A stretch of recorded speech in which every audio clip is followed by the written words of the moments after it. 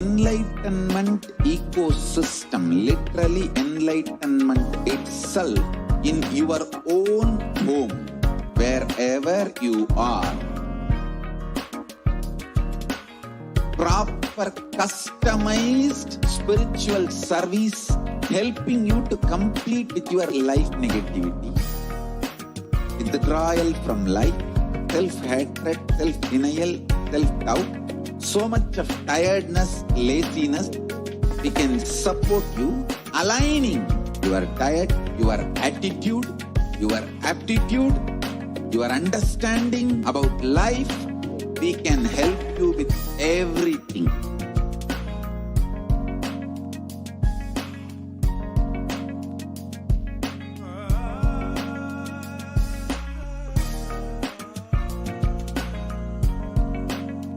If you are interested in enlightenment, we will immediately bring this to you.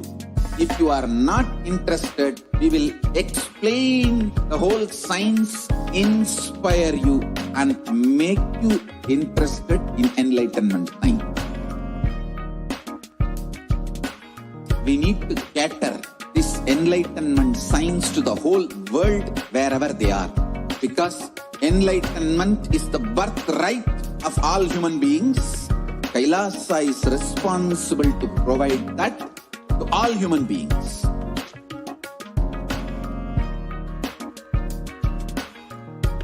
Kailasa is the totality of the knowledge I received from my gurus and practice manifested in my life, perfected by teaching millions of people from all cultures, time zones, backgrounds, genders, nationality, race, from every creed.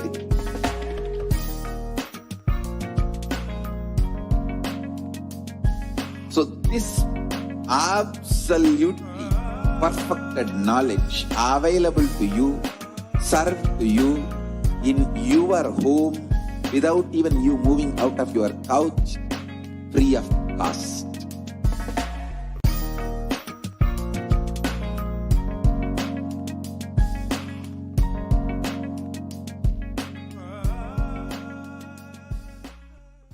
Just be alive for next 3 years. Don't die within next 3 years.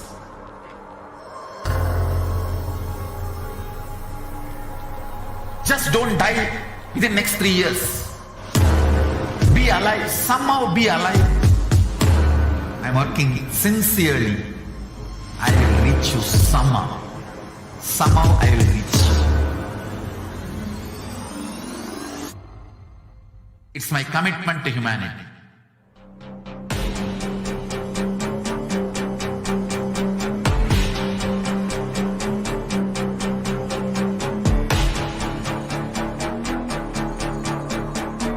Just don't die within next 3 years.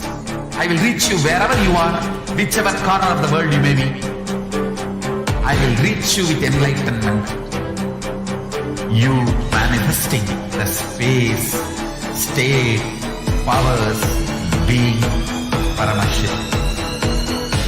It is possible, and it is possible for you.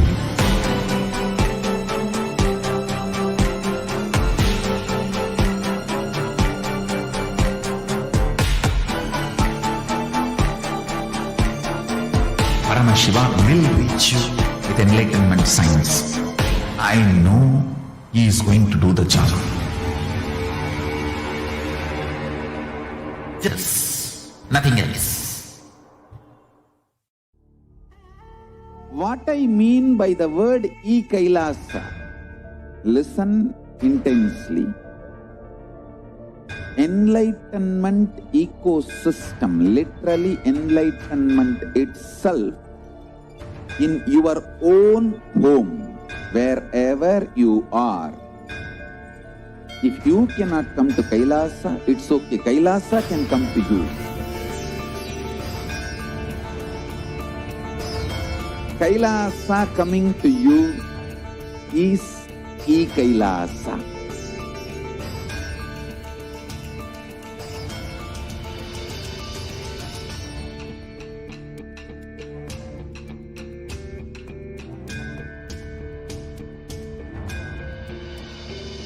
I will revive Hinduism. Revival is not by any revolution, but by evolution.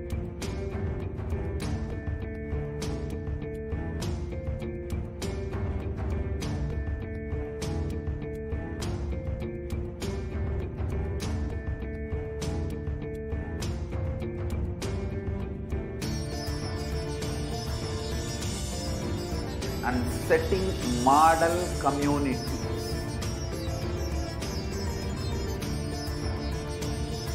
Kailasas, enlightenment ecosystems, Sarvanya Pitas all over the world.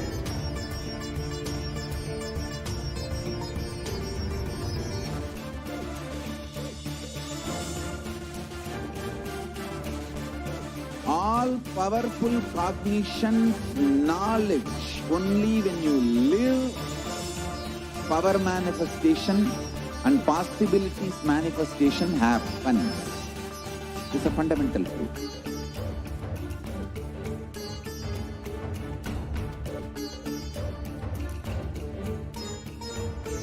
Hinduism cannot live exclusively as one sampradaya. No. All sampradayas of Hinduism is an ecosystem.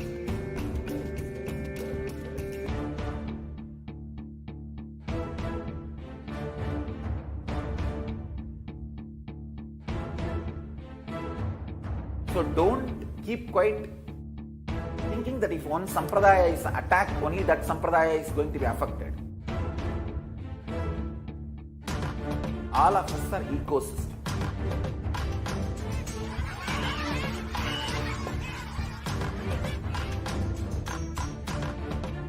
I invite all of you to get involved and enjoy Hinduism by the principle of Dharmo Rakshati Rakshitaha. When you protect Dharma, Dharma protects you. We will make the whole planet flourish spiritually, the spiritual prosperity. Happen the whole planet here. We all have to coexist together.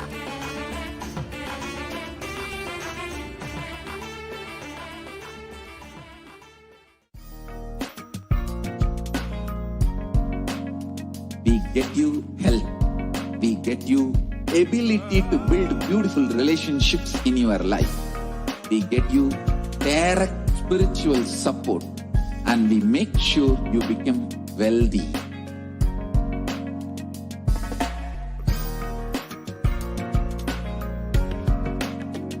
We won't stop giving you just good life. We will literally not stop till you live enlightened life. Manifesting the state of Paramashiva, space of Paramashiva, powers of Paramashiva, being of Paramashiva.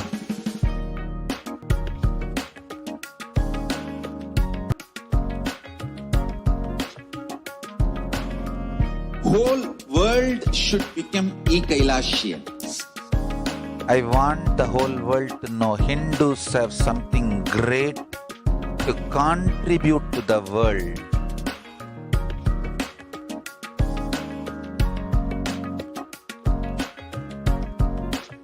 We have something great to contribute to the world. Let us do that.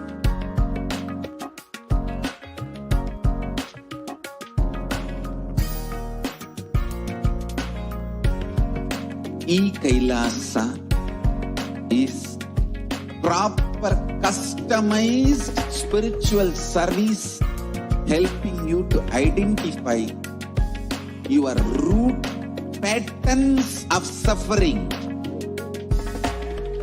We have perfected the science of helping every individual from every cultural, religious, nationality background.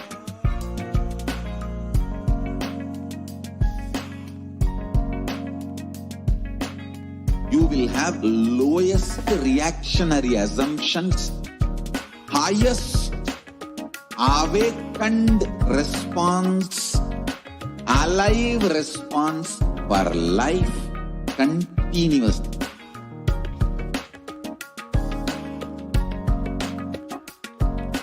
E-Kailasa is enlightenment ecosystem, literally enlightenment itself in your own home, wherever you are. Proper customized spiritual service helping you to complete with your life negativity. Withdrawal from life, self-hatred, self-denial, self-doubt, so much of tiredness, laziness. We can support you aligning your diet, your attitude, your aptitude, your understanding about life. We can help you with everything.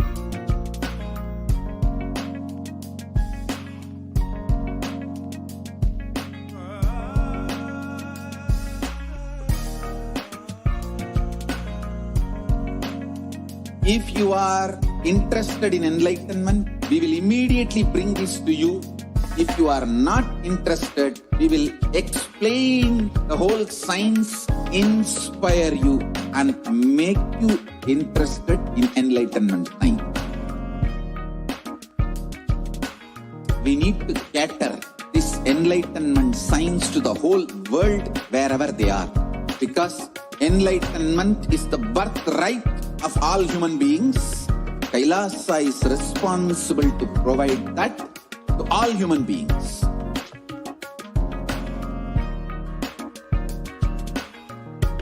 Kailasa is the totality of the knowledge I received from my gurus and practice manifested in my life, perfected by teaching millions of people from all cultures, time zones, backgrounds, gender.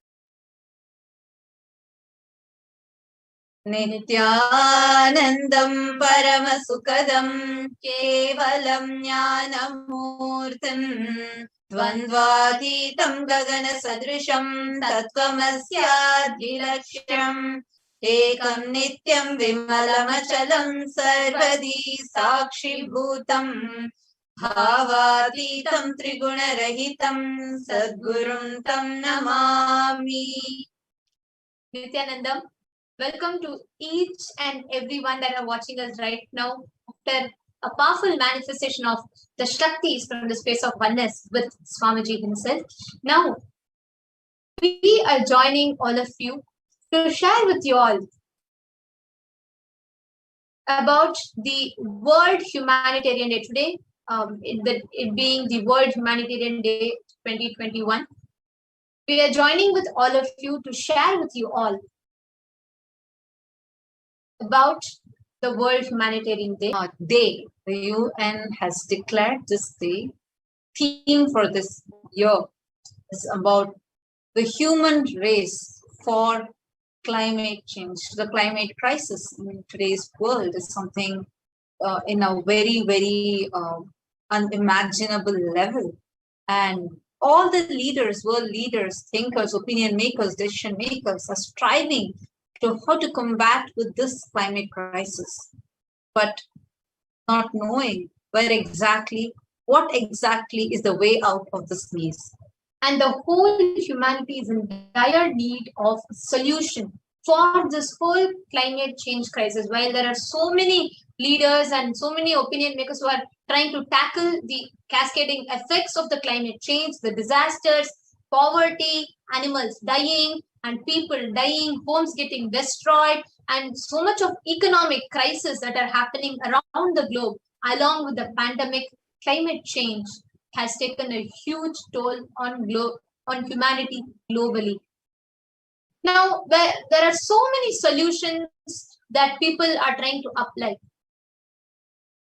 There are so many paths, so many methods that people are trying to use to tackle the climate change.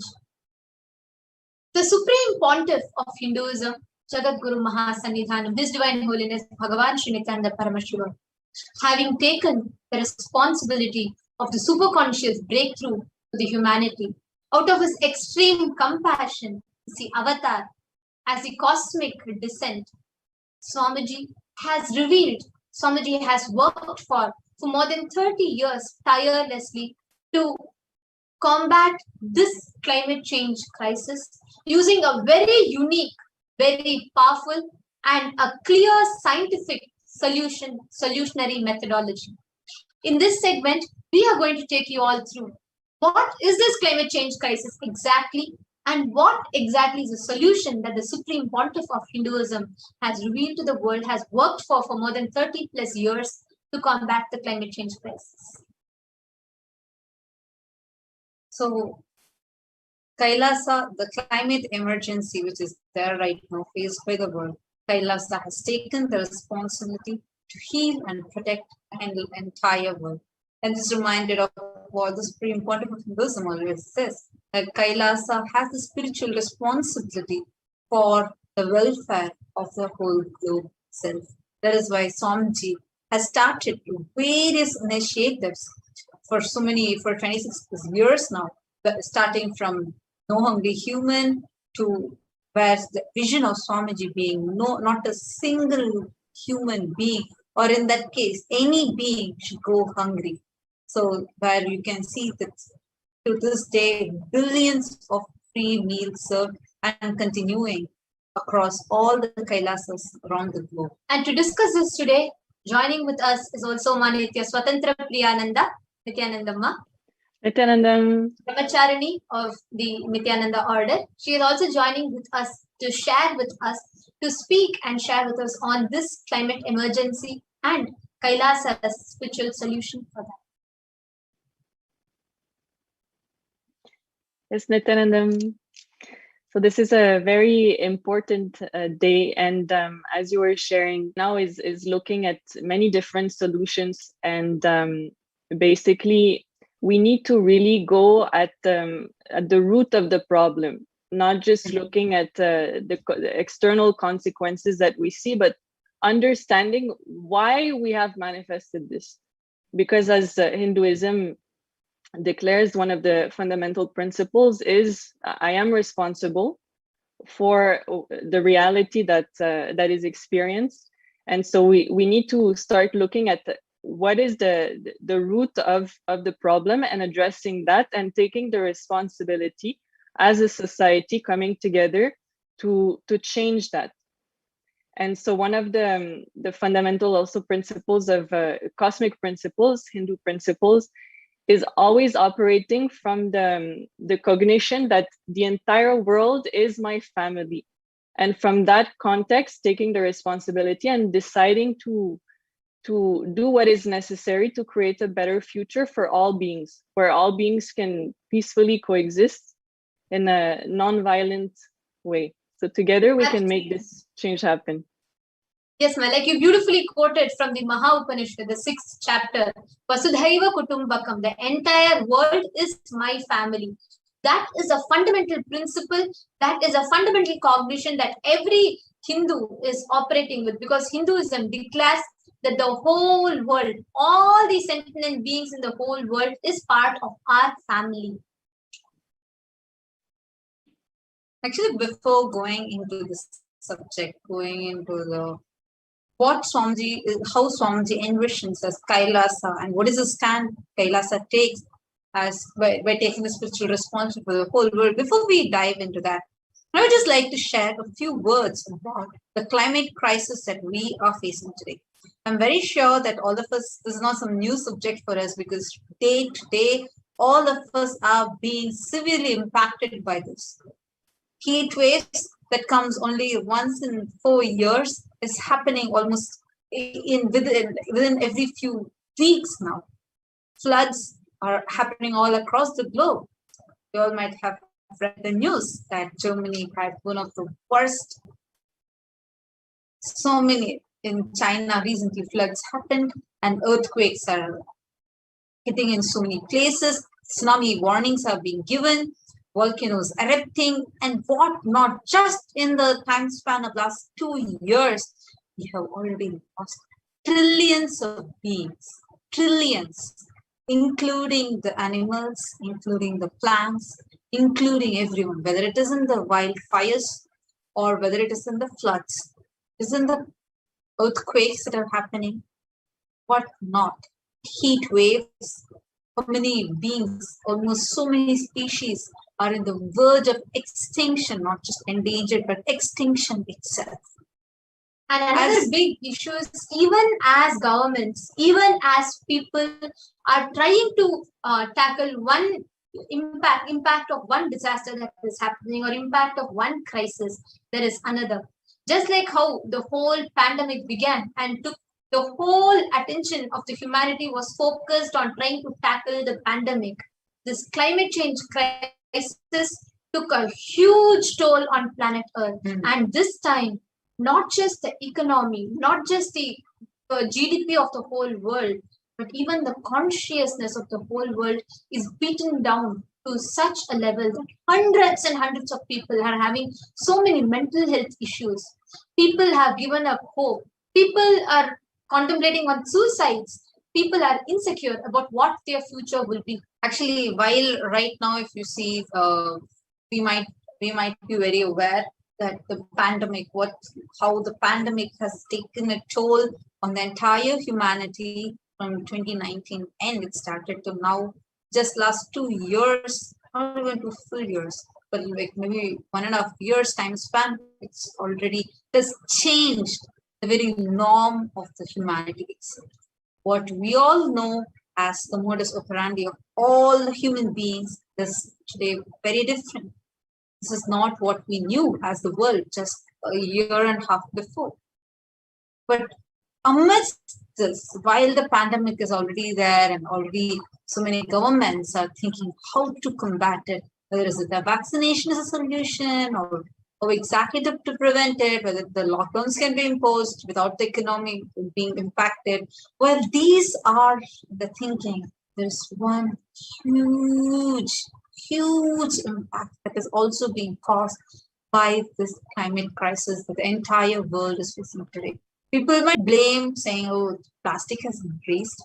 People might blame saying, oh, it's the, or you can say so many things. End of the day, our lives, our future, and the next generation, all of our lives are getting impacted. You know it because you are also living in the same planet and you are experiencing this even to this time. Because the climate is so different. What was there just 20 or 30 years before? What kind of a climate we had? What kind of seasons were there? Everything has changed in such a drastic level. In so many cities, the species like sparrows have become extinct from the cities. Now, amidst this alarming crisis that is right now there, what is the solution? Who is the only hope for humanity? What is the only solution for this? Everyone are running around in a maze where nobody knows. Everyone are trying hard, but nobody knows the way out. We have the avatar, the supreme pontiff of Hinduism, the 1008 living incarnation of Paramashivoham, who has lightened all of us with solution for humanity. So before we enter into this, let's watch this short video on how Kailasa has taken the spiritual responsibility for the whole world.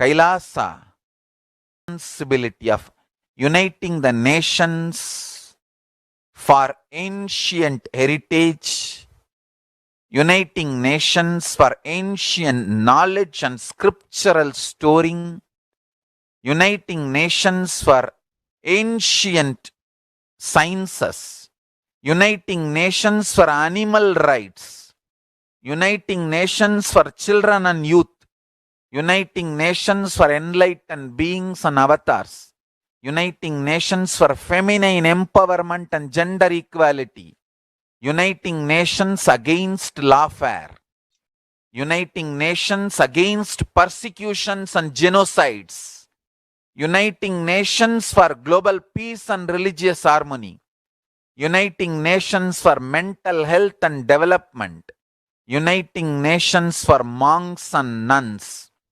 uniting nations for mystical and spiritual sciences, uniting nations for nutritious food and hunger-free world, uniting nations for persecuted religions, uniting nations for revival of ancient civilizations, uniting nations for unique religions, uniting nations for yoga, uniting nations for ancient sacred arts and ancient sacred sciences, uniting nations for consciousness studies and consciousness practices, uniting nations for enlightened cultures and arts, uniting nations for indigenous aboriginal nations and traditions and cultures, uniting nations for advocating peace, uniting nations for yogic sciences, uniting nations for family health and development, uniting nations for rights of the immigrants, uniting nations for safe and supportive entertainment, uniting nations for best right spiritual techniques and methods and technology. Understand? Uniting nations for prevention of mass killings, uniting nations for orphans and abandoned children, uniting nations for furthering the researches to find cure for HIV/AIDS, uniting nations for against the atrocities and crimes.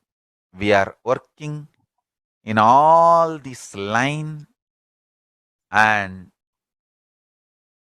devotees, disciples, volunteers are creating organizations in multiple nations to do all this good work.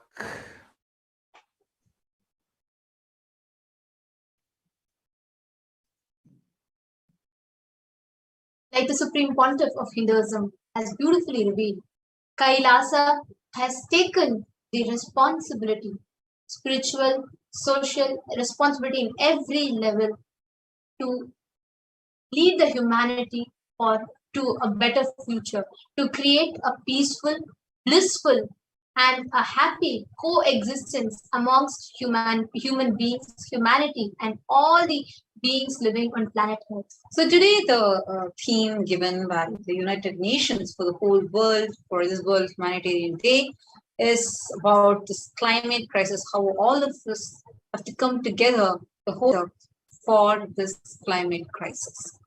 The climate emergency is wreaking havoc across the world at a scale that people on the front lines and the humanitarian community be able to manage. Where we do not know a solution, like as I was explaining very recently, one of the world's largest ever iceberg was broken. Something in the size, it was in the size of Manhattan, it was broken. And such huge things that are happening are giving serious alarm to all of us. So what exactly is the solution? What is the cause? And what are the consequences of this climate crisis? What is going to be happening when we have this? So, for all the viewers who are wondering what climate crisis, I'm pretty sure that all of us are aware of this. Just to give a brief, the climate change means a change of climate which is attributed directly or indirectly to human activity that alters the composition of the global atmosphere, which is in addition to this natural climate variability observed over a comparable time periods. So now, what are some of the visible effects of this climate change right now? You can see like extreme weather events, more intense, larger, and frequent droughts, heat waves, hurricanes, tornadoes, floods, earthquakes, and glacier retreats and decline in the Arctic sea ice. And also sea level rising and even the melting of the whole permafrost, means a rock or soil with ice that stays frozen for 2 or more years. It usually lies below an active layer of soil that freezes and thaws every year. And also another important thing is ocean acidification and warming of oceans as it absorbed over 90% of the excess heat in the climate change, loss of biodiversity and ecosystems collapsing, extinction of certain species of life and plants, extreme forest fires and wildfires, its frequency and impact. I'm sure almost every now and then we'll keep seeing in the news about wildfires in Australia, wildfires in California, here and there. So many things that are, so many wildfires that keep happening continuously. And freshwater loss and desertification, coral bleaching and death of reefs, the aquatic ecosystems, decline in fish population and other forms of aquatic life, destruction of the entire ecosystems such as swamps and even small islands. Every now and then, cyclones, hurricanes, tsunami warnings are happening in many places around the globe. UN has given a red alert because globally, around the globe, the global temperature has increased in 1 degree, which is extremely dangerous, which is going to have huge impacts that the humanity is going to find it extremely difficult. Which humanity is already facing. Humanity is already facing, and if we go in this scale, we might not be able to even visualize the future after 10 years. Less than 10 years, actually, given the climate crisis along with this pandemic is happening. Every now and then we find new variants, Delta Plus, and like it's becoming more and more fatal. So, Ma Swatantra Priya, what do you think this climate change is impacting our day-to-day life as? Yes, Ma. So I feel like the most important part is really to see what we have created, right? And where does that manifestation come from? And looking at how we've become actually so insensitive to life. Somewhere, somehow the disconnect happened between us and other living beings, and between us and our Mother Earth, and forgetting that everything is consciousness, everything is alive, that our very planet, our Mother Earth, is very much alive as much as we are. And somewhere, yes, that disconnect happened, and not understanding how our day-to-day actions can lead to such disastrous consequences for other beings who also have the right to live just as much as we do. And very well said, no, because when physically see, one is about like how so many beings are getting affected at the same time and we are being insensitive to it, and that at the same time is affecting our physical health.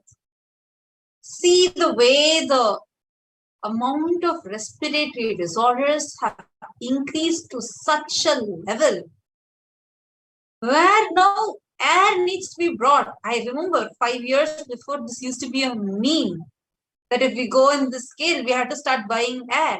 And in many countries, buying air has become a part of their normal lifestyle.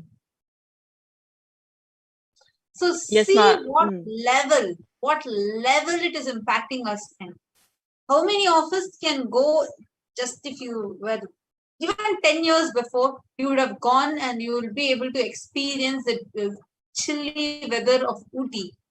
Now, in so many places, even in Ooty, Ooty is a place in South India where it's always very cool and it's in the top of the hills. And people usually go there during summertime and it will be so cold.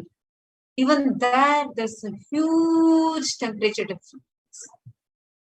So many places, unexpected heat waves are happening.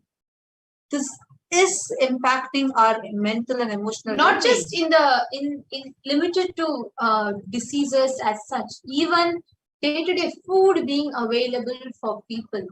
There are so many countries, so many millions of people eating leaves, eating cactuses, dry plants, insects, because they do not have access to healthy food, they do not have access to normal lifestyle, they do not have access to any basic necessities for their life.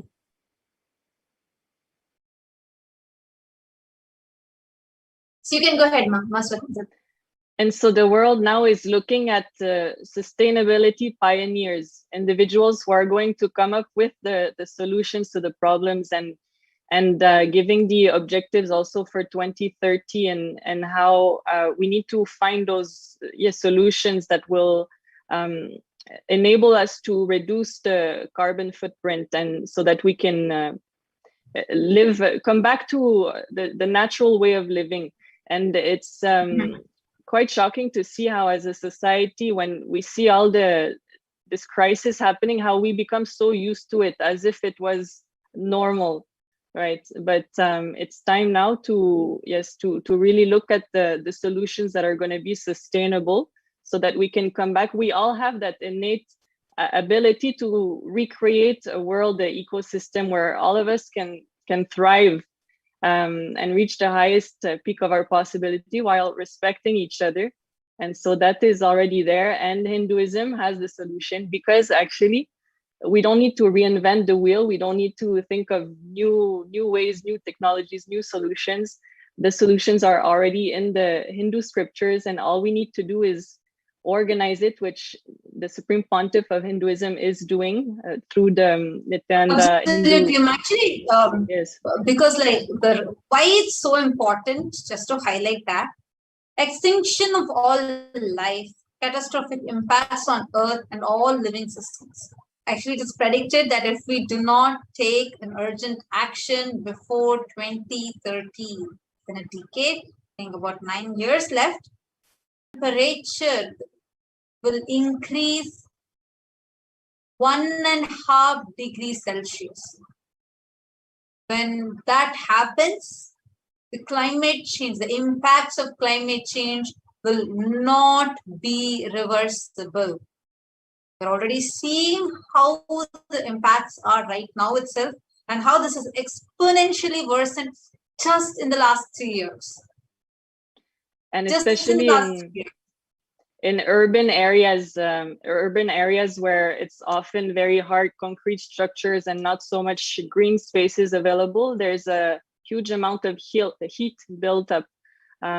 So actually the Supreme Pontiff of Hinduism has told every Hindu to go back to the organic way of living, organic agriculture, and coming back to a green way of living, which will really help reduce the accumulated heat. Actually, a very interesting thing is here. One is, of course, what Swamiji has been doing, where we can see all the Kailasas across the globe. We have thousands of Kailasas.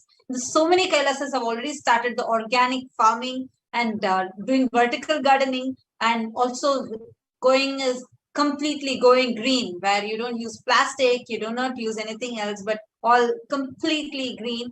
And we are also like this, we have a huge list, and Swamiji is one of the huge contributor for making the world go vegan. We have so many thousands of people, actually Hindus from across the globe, voted for vegetarianism. You can go to the previous slides, please. No, you could go to the previous slides. The previous one. Yes. Now, let us also see what exactly is the world doing right now to tackle this climate change, its adverse impacts to the climate change, etc. There are so many policies and frameworks which are laid out, like local, regional, international, that helps to reduce or mitigate the negative impacts of the climate crisis. And B, those that support the action plan for adapting to the climate change. Second is channeling the funds and resources towards climate change action plans and solutions, etc., which included even funding for activities from grassroots to all the way up, be it the action plans that are being laid out for this. And education at home, schools, bringing awareness to all the generations about this climate change impact, because each of us need to know what is the world that we are going to live in tomorrow. And advocacy, and the next is equality. Women represent half of the world's population. However, when it comes to decisions, they aren't fully represented at the table. And women are some of the best excuse me. Sorry. Women are some of the best stewards of the environment and grassroots leaders and activists. Support of women, especially those who are most affected, is being done.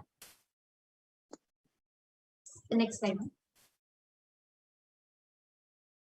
Now, the United Nations has built a framework convention on this climate change, established as an international environment treaty to combat dangerous human interference with the climate system, in part by stabilizing greenhouse gas concentration in the atmosphere.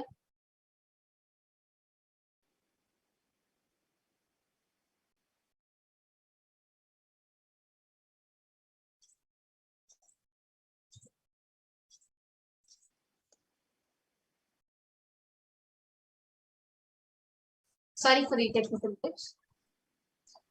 Signed by 154 states, the United Nations Conference on Environment and Development, informally known as the Earth Summit, held in Rio de Janeiro from the 3rd to the 14th June 1992, established a secretariat headquartered in Bonn and entered into force on 21st of March 1994. The treaty called for ongoing scientific research and regular meetings, negotiations, and future policy agreements designed to allow ecosystems to adapt naturally to climate change, to ensure that food production is not threatened, and is to enable economic development to proceed in a sustainable manner. Now, the United Nations has been also working for this. So many countries from the last decade or so many countries, so many organizations, so many activists are working to bring awareness about this climate change. Now, let us see a Hindu outlook, Hindu solutions to the whole climate crisis. The Supreme Pontiff of Hinduism and Kailasa, the Supreme Pontiff of Hinduism as the avatar, leading the 2 billion Hindus across the globe to a solution which is permanent, which is going to bring about a huge change into this whole climate change crisis. Yes. Ma Swatantra Priya, you can go ahead and you can continue to share with us about how what Kailasa is doing to tackle this climate change. So Kailasa is adhering to the agriculture-based economy and superconscious-based existence. If we look at the difference between organic farming systems versus conventional, and research done over 40 years, we can see that organic farming actually consumes 45% less energy. There's 40% fewer carbon emission releases, a drastic improvement of health and soil quality, and 40% increase in potential to produce yields, which leads to a thriving ecosystem, meaning that it supports the biodiversity and increases the presence of earthworms and insects, mammals, all the beings which are coexisting together and creating this ecosystem leads to nutritious food and good health for all of us. So Kailasa, Uniting Nations for Organic Agriculture, is cultivating the land, is buying, yes, seeds have been bought for growing organic cow feed grass at Kailasa in Tiruvannamalai to feed the 26 cows located in the mountain path. And with the grace and blessings of the Supreme Pontiff of Hinduism, Bhagavan Nithyananda Paramashivam, the land, in multiple instances, it was on June 7th, June 13th. So this is ongoing, happening. So the land is being plowed with organic manure mix and the seeds are being sown. The land is also being readied for planting paddy and ground nuts. So these activities are going on. Thank you so much, Masu. You gave a nice insight into how the agriculture-based economy is thriving in Kailasa and how this is one of the big contributions of Swamiji for this.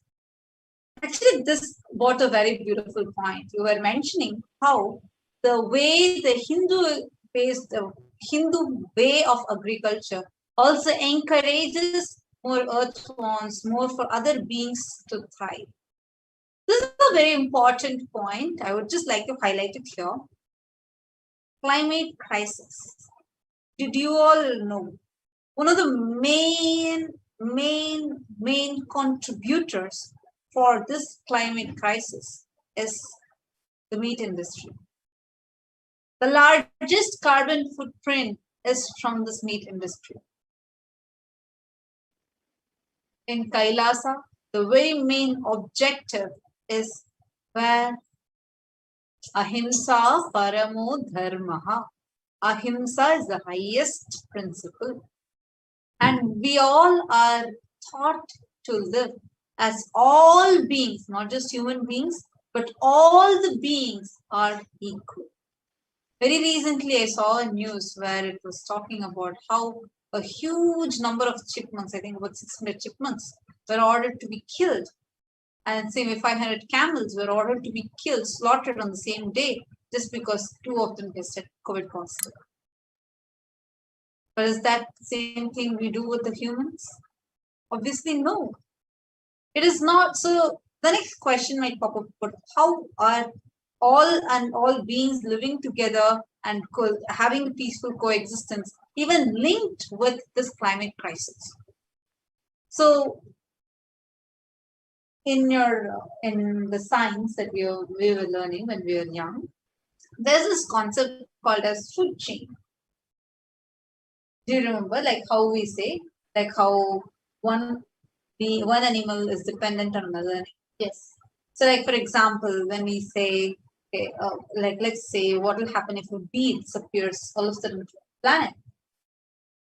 The consequences of it is something huge. Every being has a purpose for its existence. For example, earthworms. Without these earthworms existing, we will not have fertile, not have the decomposition happening. Our whole planet will be stinking. Yes, extremely small, might not even be the size of a finger. But even those beings play a very important role in the ecosystem. Actually, each and every being is part of this whole virtuous cycle, the whole cycle which needs to be completed in order for the whole world to be conducive for us to live in. Because Swamiji beautifully shared and highlighted a very important fact in one of the satsangs recently, where Swamiji told, where many people in the Western world run with the idea of this one life theory, based on which we try to grab as much as possible. Okay, I have just 60 years to live. In the 60 years, let me do what I can. Let me experience the best. In that greed or in that fear, we overuse planet Earth. We exploit planet Earth. We grab as much as meat we can and we eat it. We cut down as much of trees we can and make furnitures. We cut down as much as trees so that we can get the pulp to make whatever we want. We do everything as much as possible in that 60 years. In the end, we leave exploiting Mother Earth. But Sanatana Hindu Dharma, where you are taught that you come down again and again and again. So naturally, you are going to be born again living in the same planet Earth.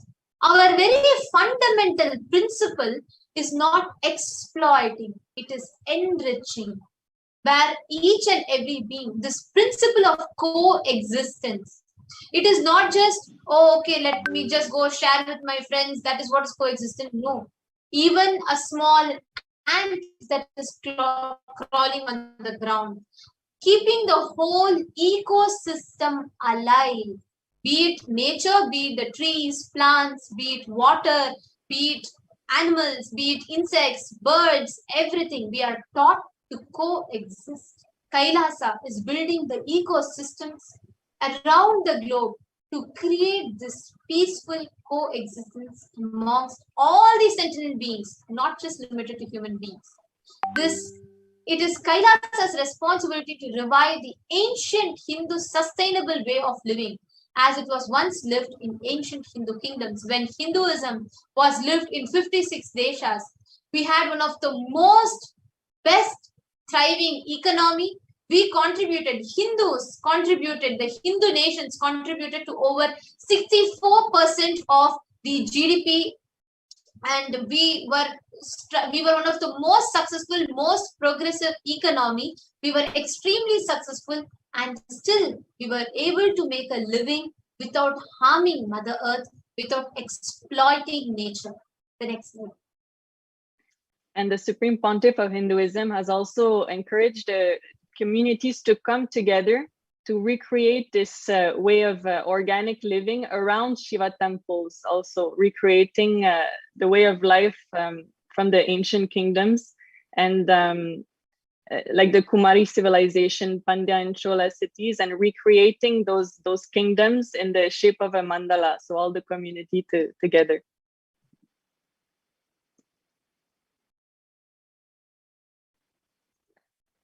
Yes, and as you were mentioning earlier, speaking about vegetarianism being actually the only solution for solving the climate crisis.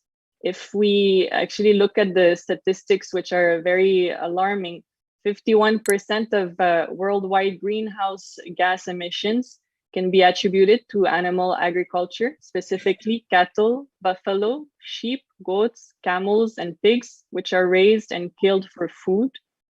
And meat eating is responsible, according to a study by the Oxford University, to 2.5 times as many emissions as vegans. Vegetarians will also refrain from consuming egg and other animal-derived items. And people who eat more than 0.1 kg of meat per day generate 7.2 kg of carbon dioxide equivalent each day. And if we compare to vegetarians and vegans, they generate 3.8 kg and 2.9 kg of CO2 equivalent. And so according to this study, the dietary emissions of meat eaters are 50 to 54% higher than they are for vegetarians, and 99 to 102% higher than for vegans. And so the very way that we eat has the power to save our planet, actually.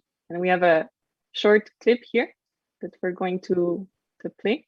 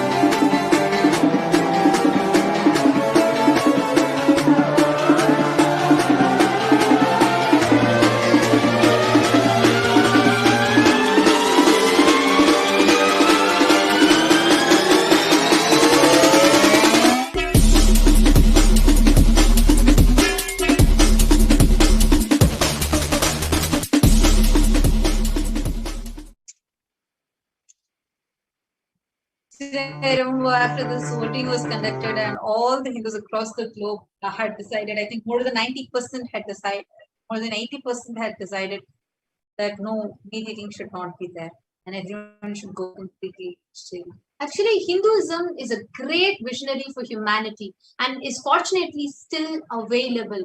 All that is needed is to bring legitimacy to it so that more and more people can be educated and start practicing the Hindu way of life, which is the most respectful of the other beings and Mother Earth.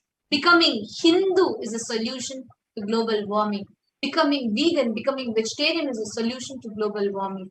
The solution to global warming resides in that one fundamental principle of Hinduism, where we respect and revere every sentient being.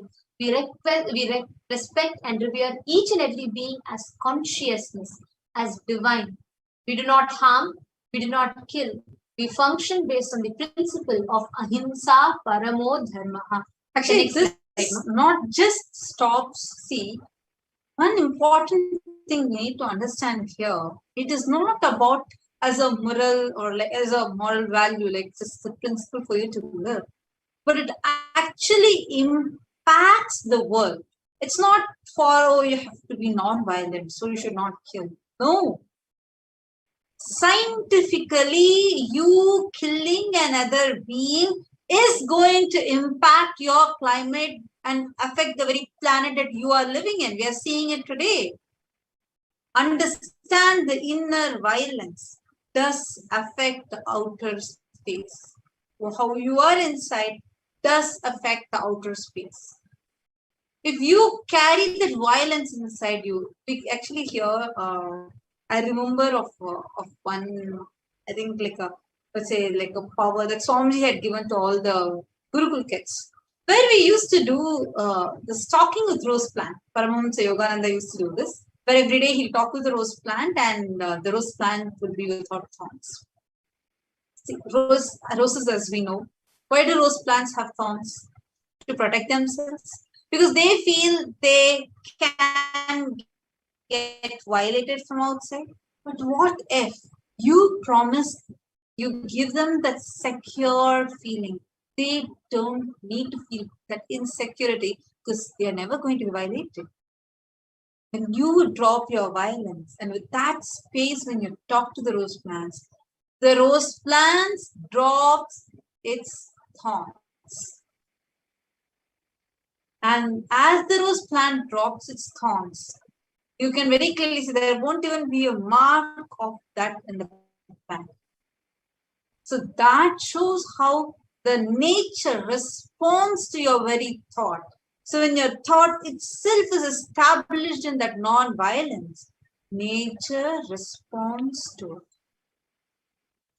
And what you are sharing has actually been proven by research. If most people have probably heard of the experiments conducted by the Japanese researcher Masuro Emoto with the water, where he basically proved through his experiments that the conscious intention that we hold actually has the power to change the molecular structure of the water itself, which is similar when you're sharing about the rose plants and having that context, that cognition that I will not harm you, and rose plant feeling like I can never be violated, and therefore dropping the thorns and peacefully coexisting. So our very consciousness has the power to change the molecular structure and have visible impacts on the material plane. And also as a Hindu ecosystem itself, we have, in multiple levels, this needs to be understood. We are having the topic as how climate crisis is a outlook for the World Humanitarian Day and joining the human race that the UN is conducting.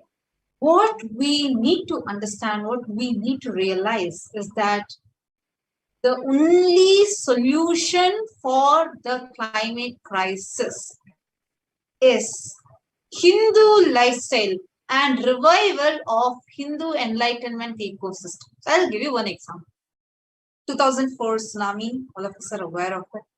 There's many South Asians would be knowing it. it was one of the worst ever tsunamis, at least in the recent times. After the Japan tsunami in 2011, next worst one was in 2004. Literally, it had affected the entire southern India, except one place. A small, tiny town in Tamil Nadu, Tiruchendur. Because in Tiruchendur, the Murugan temple is on the seashore where every day the waves literally crash on this temple walls. Like you just go and stand in the end of the temple, in the temple, near the temple wall, you can actually feel that water splashing on you every few seconds once as the waves come and crash on the temple walls. But the day the tsunami was happening across the globe, so many parts of the globe, instead of affecting the temple, the water with the sea withdrew itself 20 meters away. So understand how powerful. So that day, all the people who were in Tiruchendur temple, when the entire southern coastal line was affected, so many lives lost, huge loss, except for the people who were in Tiruchendur temple. They were saved. So on the waves exit that part, just the temple, for that, I think about 1 kilometer range, except that everywhere else tsunami has hit. How is that possible? Understand that is the power of enlightenment ecosystem. This is just one example. If you all remember, I think in 2016, Ujjain, when we all were having the Kumbh Mela, and there was a huge, all of a sudden there was a cyclone that had happened, and so many camps were affected.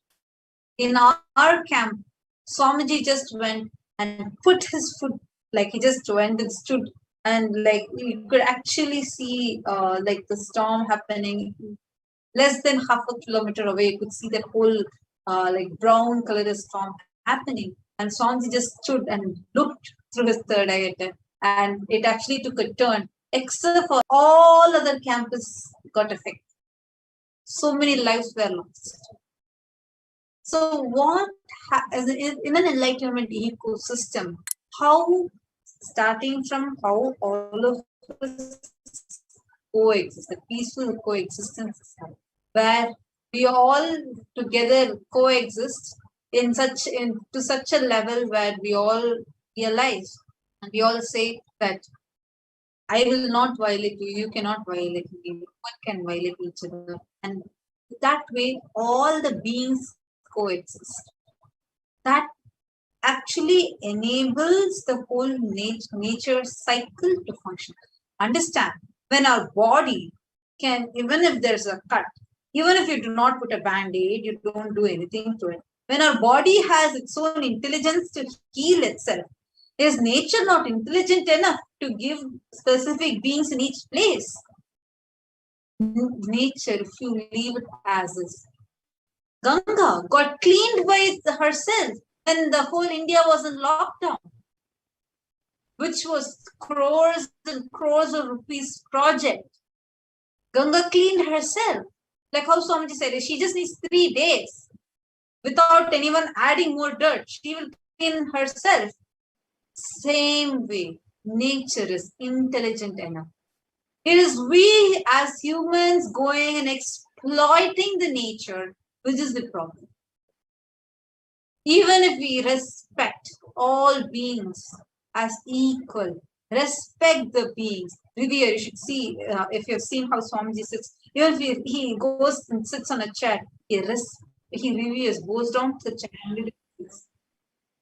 So in that level, how to like multiple levels, how the enlightenment ecosystem helps, and on top of all, how the avatar helps, how he's protecting us. One, giving us this knowledge, reviving this knowledge, reviving this enlightenment ecosystem, giving us this enlightenment ecosystem. Second, personally being with each and every one of us, saving us from becoming victims to this calamities, whether it's man-made or natural. That revival of that level enlightenment system is the only solution, and Kailasa is the only hope for humanity. Supreme pontiff of Hinduism is the only hope for the whole of humanity. And this is what we want to share on this World Humanitarian Day with all of you. And everyone tuned in and participated with us. Get ready. We have a very, very, very special darshan today at very shortly starting. I think tomorrow, 7 p.m. Indian Standard Time, which is 6:30 a.m. Pacific Time, we have the live Bhava Samadhi darshan of Devi Parashakti on the auspicious day of Varalakshmi Vrata. So we hope all of you join, and it's going to be exclusively on two-way. You might be seeing the link on the scroll, events.kailasa.org. So do tune in and let's all get ready to receive amazing and be showered with Devi Parashakti's praise. So with this, we're coming to the conclusion of the segment, and we'll be concluding now with the prayer. Om Purnamadah Purnamidam Purnat Purnamudachyate Purnasya Purnamadaya Purnamevavasishyate. Om Shanti Shanti Shanti Hari Om Tat Sat. Sarvam Bhagavat Shri Nithyananda Paramashivam Padakarpanamastu. Om Nithyanandam.